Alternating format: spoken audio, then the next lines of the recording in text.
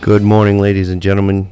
My name is Mike Taglavia. You are listening to Right Side Up. Today I have a guest joining me again, Nathan Peets. Nathan, glad to be back with you, Mike. Glad to have you. Always glad to have you. And as usual, Nathan, as I always ask, I'd love for you to do a devotional for us this morning before we get into discussion. Sure, I'd be happy to. Actually, a change from what we discussed earlier, but I think this fits well with some of the themes that we'll be covering today. In Paul's letter to the Romans, he addresses these early Christians who were not, by the way, sanctioned by the state.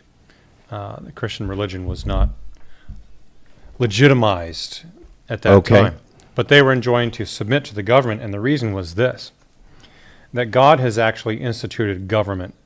So the authorities ceded to government or delegated to government come from God. Right. But for this purpose, he says, for government is God's minister, an avenger to execute wrath on him who practices evil. There's a couple things there. It's government's responsibility to punish those who do evil, right? To publish meaning to report? To punish those who do evil. Punish, not publish. It's government's responsibility to punish evildoers. Okay. Which means government needs to know right from wrong. And he says it doesn't bear the sword in vain, but that sword is given to it by God. So government doesn't have the right to define right and wrong for itself. And the sword it is given to do this with is God's sword. So that stands in stark contrast to what Senator Tim Kaine was talking about. Exactly. That was pretty. Yeah, the rights of government come from God. That was pretty. That was pretty amazing stuff that he was saying there. It was very disappointing to hear that. Well, it's enlightening when a public representative is threatened by the notion that rights come from God. Well, when government's right itself comes from God. Yeah. So I'm going to do this briefly. I just want to point out an article, and you can read it mostly for yourself, ladies and gentlemen, but to start off the discussion, there's an article in Vermont Daily Chronicle dated August 29th, 2025 by Guy Page. A.G. Clark, quote, plays no role in immigration enforcement, end quote, while in issuing anti-ICE press release. And she basically has a statement that's, let's see, what does it say here? It basically is in support of or giving legal advice to illegal immigrants, illegal aliens, who may be stopped in the state of Vermont. So she is, in my view, playing a role. And to me, she's playing a role that only puts hardworking, naturally born, legally here citizens at risk, in my personal opinion. And I bring that out, that article up, because we have another article that I would hope to get into a little bit more detail in, because it's I believe it's a step in the right direction. And this one is dated later, also in Vermont Daily Chronicle, but this made national news as well. Michigan woman charged in Vermont cross-border child smuggling operation. This is dated September 5, 2025, by Mike Donahue, Vermont News First. And a woman named Norma Linda Lozano, 53, of Ypsilanti, Michigan, is named in a 7-count indictment unsealed in Vermont on Wednesday that charges her with leading a major human smuggling operation, including transporting young children along the northern U.S. border. Okay, so children and their safety.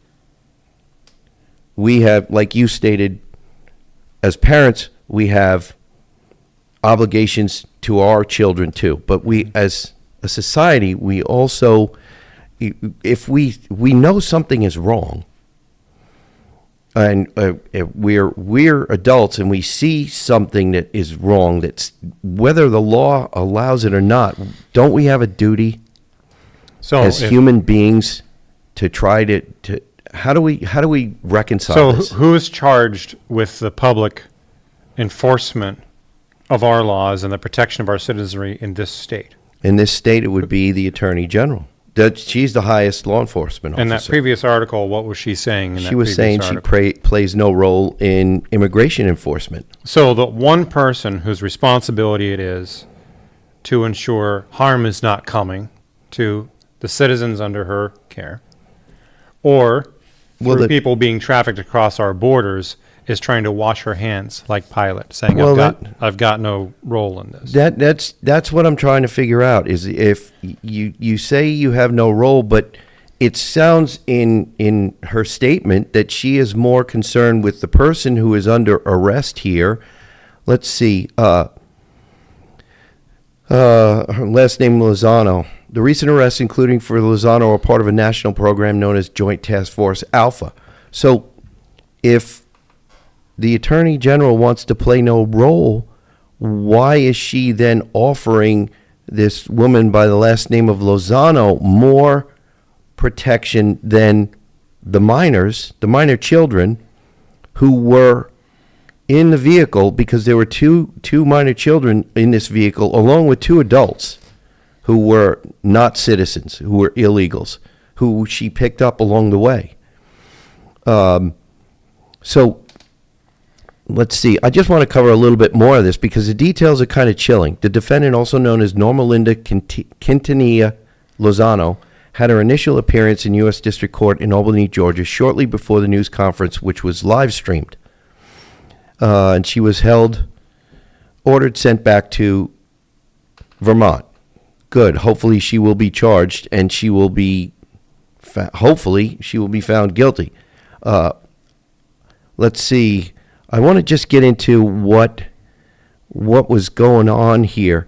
The Vermont indictment charges Lozano with 6 counts of bringing in and harboring aliens for commercial advantage and private financial gain.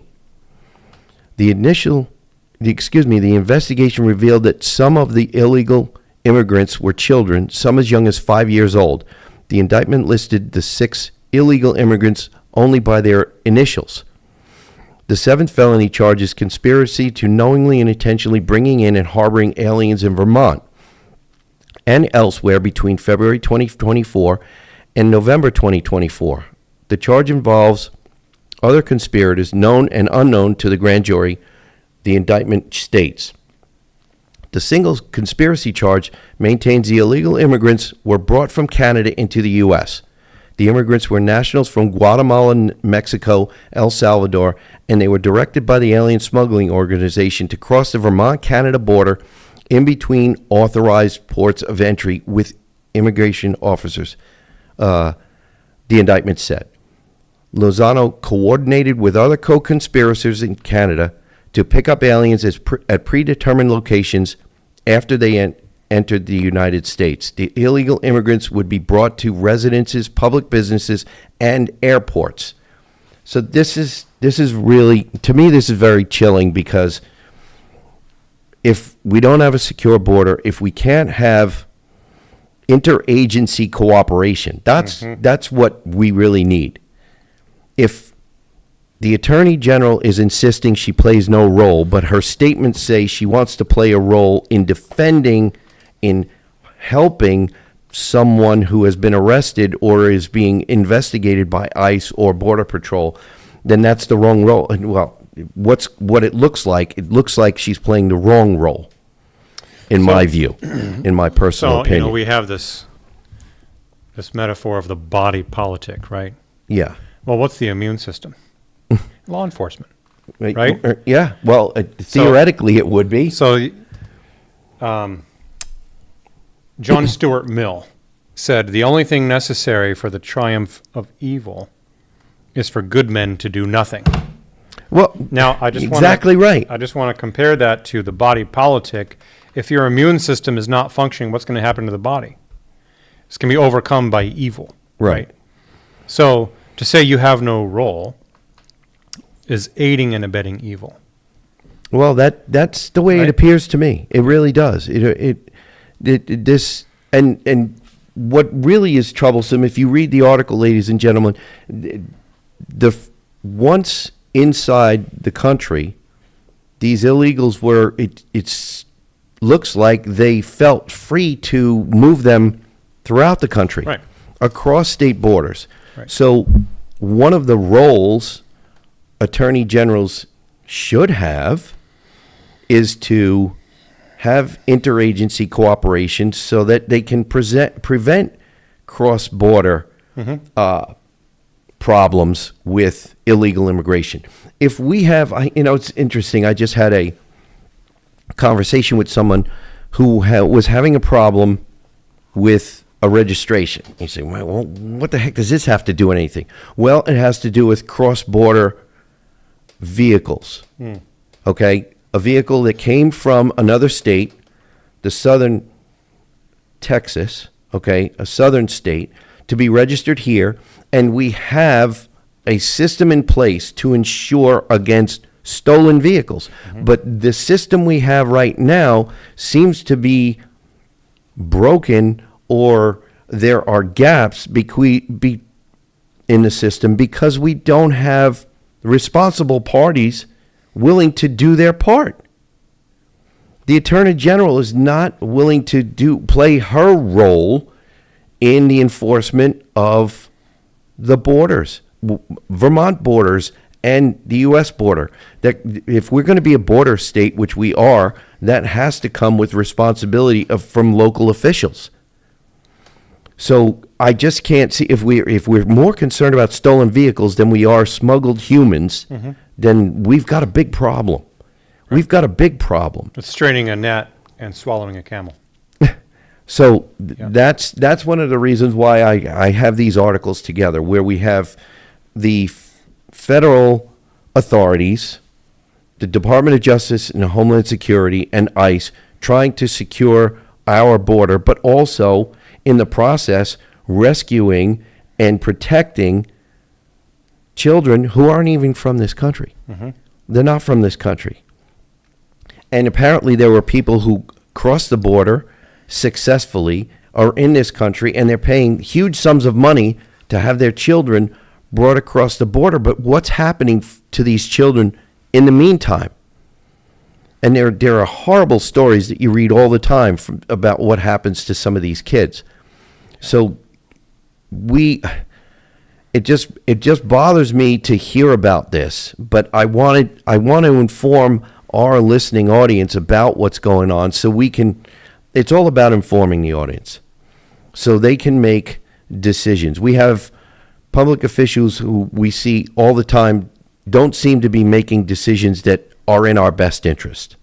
Even though they ran for office and they got elected, and then they decide to change, we're not going to enforce this law, or we're not going to help another agency enforce a law that would keep us safe. You know what follows from the authority of government being delegated to it by God is that God will judge government. Yeah, and I think in many cases, Nathan, he will not be very There's a lot to answer for. Yeah, there's a lot to answer for. That's what I was. Yeah, there is. Yeah. But it goes down informing, letting our audience know what's going on, who's doing this, who's making the decision not to cooperate with a federal agency, and what the consequences of that decision potentially are, Right. and with the danger to the citizenry, the tax-paying, hardworking citizenry of this state. Where does it go? Where does it lead? We read all the time about some of the violent crime, and the way we stop it is have people who in my view, people who take their oath of office more seriously. So we've come to the end of this segment, ladies and gentlemen. We've got to pay some bills. We'll be right back. You're listening to Right Side Up.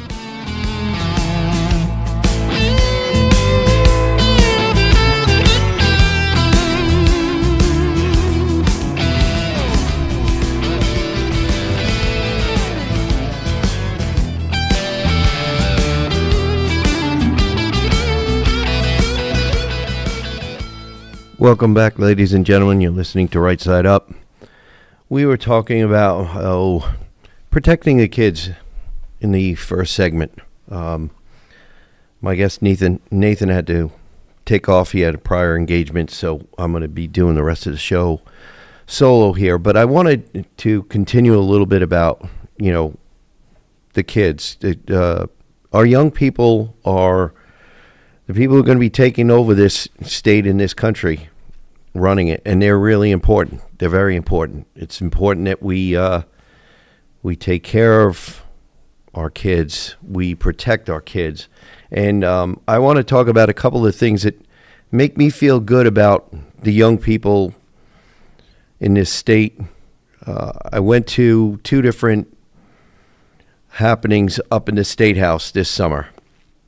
One was just a couple of days ago. One was last month, I guess, or maybe 2 months ago. But one was a Boys State and Girls State event where high school kids from all over the state come to Montpelier to do a mock session in Montpelier, a mock legislative session, both in with regard to Senate and House hearings.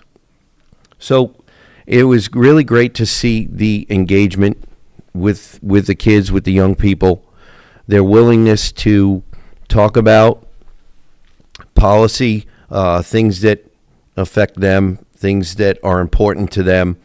But it's also interesting to watch and see some of the way they proposed legislation and what their reasoning was, and to sit back and think about why they were coming up with some of the reasons that they came up with, and making me wonder, what it did was make me wonder what's going on in our public schools. How much of what's going on are the students being taught how to think or what to think? Are they being given both sides of the coin, both sides of an argument, or both sides of a debate? Are they allowed to have discussion in schools? One of the things that I saw come to the surface with me was the issue of climate change.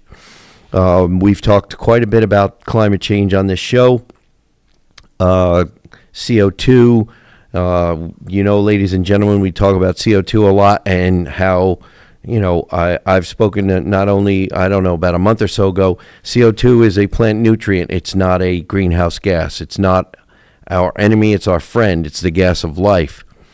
And the reason I bring that up is because watching some of the school students who were concerned with climate change, but it did not sound to me like they were getting both sides of the so-called science. We have scientists in the thousands who have come out and are stating that, our climate has changed over millennia, but the temperature changes have not been so drastic that there would be any societal concerns to a point where we should be worried about a catastrophe. And watching our kids in this one session made me wonder, made me very concerned that they were not given both sides. They were not shown the some of the science that we know exists. We have geological studies. We have tree ring studies. There's all kinds of different studies. There's coral reefs, all kinds of things that scientists can use to show us what the temperature and dissolved gases and other than not just CO2 but other gases, because CO2 is very, very tiny proportion of our atmosphere. And we in past years, the basic science, basic high school science would show you these things, would teach you these things. And I'm very concerned that in the recent past, our young people have not been given the true science. They've just been given what some of these very vastly incorrect studies and models have been showing. We see and we hear about our young people being told that in 9 years, 11 years, I don't know if we're down to even 7 or 8 years now, that there's going to be some sort of a climate catastrophe if we don't act now to do something about climate change. And I always try to stress taking care of our kids and raising our kids to be able to think outside the box, to be able to know how to think, not be told what to think by someone and just run with it. Give the scientific arguments, find the facts about an issue and talk about those. Use those combined with common sense to be able to figure out, should you be concerned about your future? Why should you be concerned? Is CO2 a problem? Is equity a problem, or is equality more important than equity? Does equity destroy equality? I bring up as often as I can, what is the curriculum in a school? Do we as parents, and school boards, do school boards get to decide the curriculum? Will the curriculum be something that will show a balance? Do we get any true economics? What kind of civic classes are we going to get? The thing that made me feel really good about these events that we had were you could see that these kids wanted to be there. They wanted to be civically engaged. They wanted to learn the process. And when I get out and talk to people, I'm always trying to get people, and you know this from listening, I'm always trying to get people engaged in the process. If you know about the process, it'll be, number one, it'll be much less intimidating to you. And we are a constitutional republic. We are not a democracy. Democracies lead to tyrannies, ladies and gentlemen. Most of you in the listening audience know that. But we keep getting told over and over and over again that we're a democracy. Democracies in the recent past, in our recent history, we've seen. Look at Venezuela. Venezuela was a democracy. It was thriving. But it very quickly, in a generation or a generation and a half, slid into a tyranny. And they're still struggling to get out of it.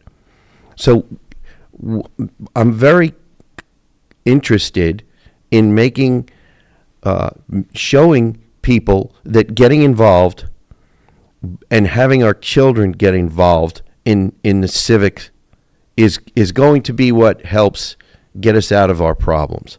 In talking to people, I was just talking with people this week. People who, I read and I hear and I speak to people all the time. Oh, the state, with respect to Vermont, the state is lost. I don't believe that. It's not lost. If it was lost, then I wouldn't be talking to you on the airwaves right now. I don't believe that. In the way that we bring it back to some sort of make it resemble more like the Vermont and the freedoms we had from even 25 years ago, is for people to be more involved. The apathy and the idea that there's nothing that you as an individual can do is false.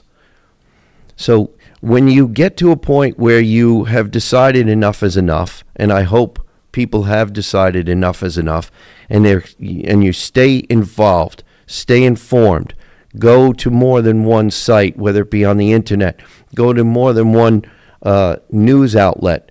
If you prefer to get your news via television or cable, whatever, find your way to weed through the noise and get to the meat. Most of the media these days is looking for clicks. It's looking to steer you in a direction rather than give you the facts. You need to find where those facts are. And speaking to people just this week who wanted to get more involved and had decided they had had enough and they wanted to get involved for the purpose of learning more and being involved, whether it be at a school board, at a select board, or even to be involved in the legislature. It's not a hard process. I think we've talked about this. We're coming up on reorganization time. The Republican parties townwide are going to be reorganizing. This is your time to get involved, so that if you felt like you didn't have a say, you want a seat at the table, now is your time. Now is your time. So seeing what's going on with not only our young people in the state, but in, just everyday Vermonters, everyday citizens, they've had enough. They've experienced, there's so many people experiencing progressive policies, like we talked about last show, that have had enough, and the only way to not have to experience progressive policies is to become part of the change, become part of the way you eliminate these policies that have caused the lack of public safety, that have caused the financial hardship that has caused people to leave, pack up and leave. And ladies and gentlemen, there are people, longtime Vermonters, born and raised Vermonters, who've left and are coming back and have come back because they realize Vermont is their home.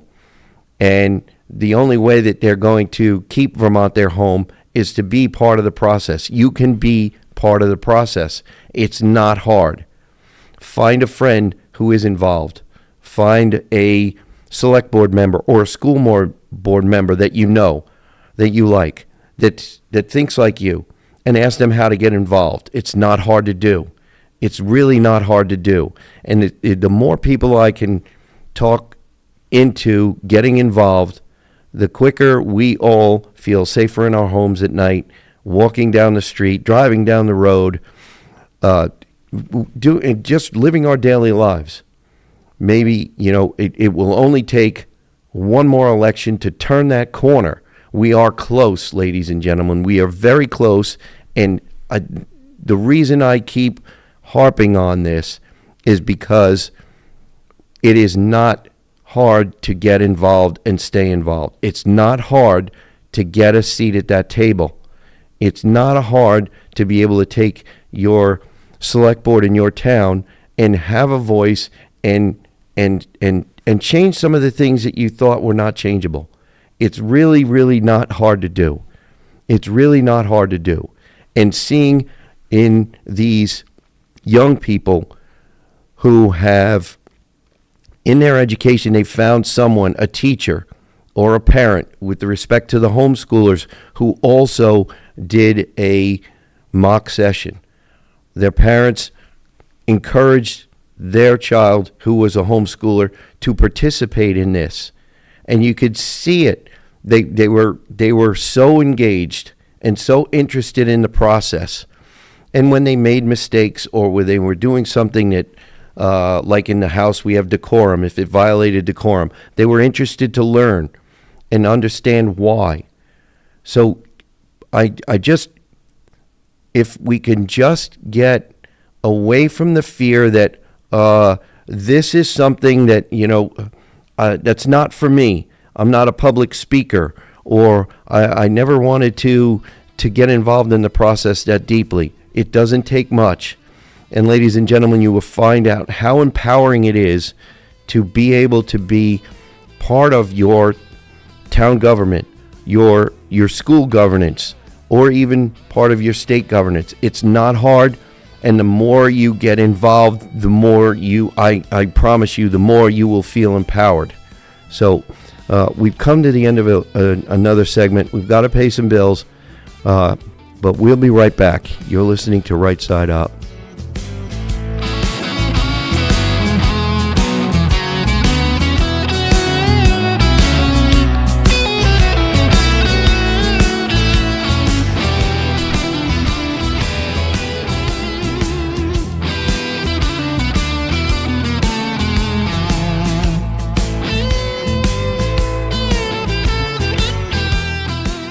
Welcome back, ladies and gentlemen. You're listening to Right Side Up. My name is Mike Taglavia. I want to switch gears here a little bit. I want to talk a little bit to you about one of the things that's Vermont is very well known for. Part of its heritage. We talk about heritage in the state a lot. And the risk to the heritage of Vermont only being visible in books and in museums. And I, for one, would like to be able to live the heritage of Vermont. I hope you do too. But I want to talk about Vermont's agricultural fairs. Let's see. I want to talk first about the numbers and the economic impact. Vermont, with its deep-rooted farming heritage, hosts a vibrant tradition of agricultural fairs and field days each year. These events celebrate local produce, livestock, crafts, and community spirit, drawing families from across the state and beyond. According to data from nonprofit directories and state agricultural resources, there are 13 county fairs in Vermont annually. This figure encompasses major events like the Vermont State Fair in Rutland, the Champlain Valley Fair in Essex Junction, and the Tunbridge World's Fair, which we'll talk a little bit more about in a minute. Let's see. And others such as the Orleans County Fair, Caledonia County Fair, and the Addison County Fair and Field Days. These are primarily agricultural focused, operating as nonprofit organizations under county agricultural societies. In addition to these, the state sees dozens of related field days and smaller community events, as noted by the Vermont Agency of Agriculture, Food, and Markets. But the core county fairs number 13, many of histories spanning over 150 years, with the Vermont State Fair dating back to 1846. Economically, these fairs generate significant activity. Collectively, Vermont's 13 county fairs employ about 533 people annually and produce over $8 million in revenue from ticket sales, concessions, vendor fees, and sponsorships. This revenue supports operations, premiums for exhibits, and infrastructure improvements on fairgrounds, which hold assets valued at around $19 million. The fairs boost local economies through tourism, with visitors spending on lodging, food, and transportation, especially at larger events like the Champlain Valley Fair, which attracts tens of thousands over 10 days and features concerts and midway rides. State funding via stipends and grants up to $35,000 per fair for capital projects underscores their role in preserving agricultural, education, and rural vitality. While exact total economic impact, including indirect spending, isn't aggregated in state reports, the $8 million in direct revenue highlights their multiplier effect on Vermont's $3.5 billion agricultural sector. Let's see, fostering jobs and community ties. For 2025, expect the same lineup from July through September, with events like the Tunbridge Fair, which is September 11th through 14th, continuing this legacy. So I told you, I think last show, that I attended the Caledonia County Fair, which was great. I went up to see friends who were up there, had their own booth, and also I went to see some friends at the Caledonia County Republican booth. And we will have an Orange County Republican booth at the Tunbridge Fair. I hope you'll be able to attend the Tunbridge Fair. It goes, like we said, from the 11th through the 14th. The thing that I like about the fair is I was amazed, still can't get over the size and how docile the oxen are. They're crazy huge animals, and the ability of the teams to get these massive animals to do the pulling and the work that they're able to do is pretty amazing to me.